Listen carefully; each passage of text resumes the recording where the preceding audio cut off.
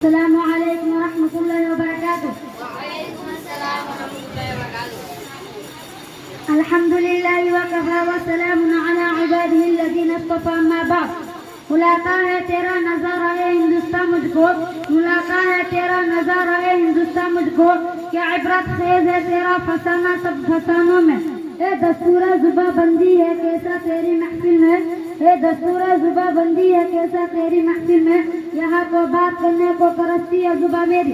قابل قدر اساتذہ کرام، معزز مہمان اور میرے ہمدم ساتھیوں، آج 15 اگست سب سے پہلے میں آپ تمام حضرات کو جشن آزادی کی پرخلوص مبارکباد پیش کرتا ہوں۔ آج کے اس تاریخی دن میں ہندوستان کے چپے چپے اور گوشے گوشے میں دھوم دھام سے جشن منایا جا رہا ہے۔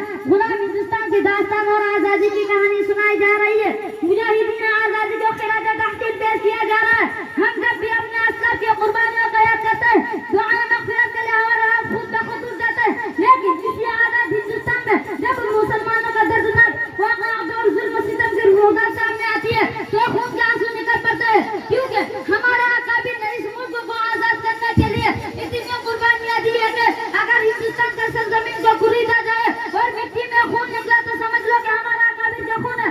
محترم دوستو، میں آپ کو بتاتا چلوں کہ اس ہندوستان کی آزادی کے لیے بالاکوٹ کی پہاڑی پر شاہ اسماعیل شہید رحمۃ اللہ علیہ اور سید احمد شہید رحمۃ اللہ علیہ نے جان دی۔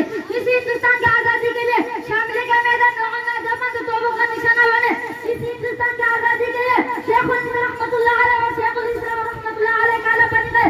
اس ہندوستان کی آزادی کے لیے 1857 میں 51 ناصر سے محمد شہید ہوا۔ اس ہندوستان کی آزادی کے لیے دہلی کی چھاتی میں 14 بندخانہ کے گردنیں لٹکائی گئی۔ اسی ہندوستان کی آزادی کے لیے علماء کو برہنہ کا جان گارہ پر ڈالا گیا۔ ملت اسلام کے غیر ورزشہ ملک کو آزاد ہوا 79 سال گزر گئے۔ اس 79 سالہ دور میں ہر بابے حکومت مسلمانوں کا ساتھ کیا رویہ اختیار کیا۔ مسلمانوں کو آج تک برابری کے حقوق نہیں دیے گئے۔ مسلمانوں کو ظلم و استبداد کا نشانہ بنایا گیا۔ مسلمانوں کے ساتھ تشدد کیا گیا۔ مسلمانوں کو ٹرین میں مار کر پٹری پر بھیج دیا گیا۔ بہت سے مدرسوں پر تالا لگا دیا گیا۔ بہت سی مسجدوں پر بلڈوز کیا گیا۔ ہمارے عزت و آبرو پر حملہ کیا گیا۔ ہماری آبادیوں کو ویران کیا گیا۔ ہماری آبادیوں کو ویران کیا گیا۔ ہماری قربانیوں پر پابندی لگائی گئی۔ یہ ہماری دکھ اور درد بھری داستان ہے۔ اس طرح کے سینکڑوں کے واقعات ہمارے سامنے ہیں۔ جنہیں یاد کرنے سے کلیجہ منہ آ جاتا ہے، زبانیں گم ہو جاتی ہے، پاؤں تلے زمین کھسک جاتی ہے۔ کتنی بربادی مقدر میں تھی آبادی کے بعد، کیا بتائے ہم سے کیا گزری ہے آزادی کے بعد۔ محسوس نہیں ہوتا ہے کہ یہ دور تباہی ہے، شیشے کی عدالت اور پتھر کی گواہی ہے۔ محترم دوستوں اور سامعین کرام، مسلمان ہونے کی حیثیت سے ہمیں بھی اچھی طرح سمجھ لینا چاہیے۔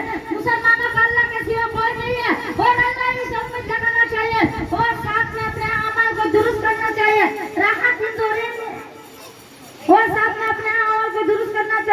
راحت ہندوری نے کئی خود کہا، اونچے اونچے درباروں سے کیا لینا، ننگے بھوکے بیچاروں سے کیا لینا، اپنا خالق اپنا مالک افضل ہے، آتی جاتی سرکاروں سے کیا لینا۔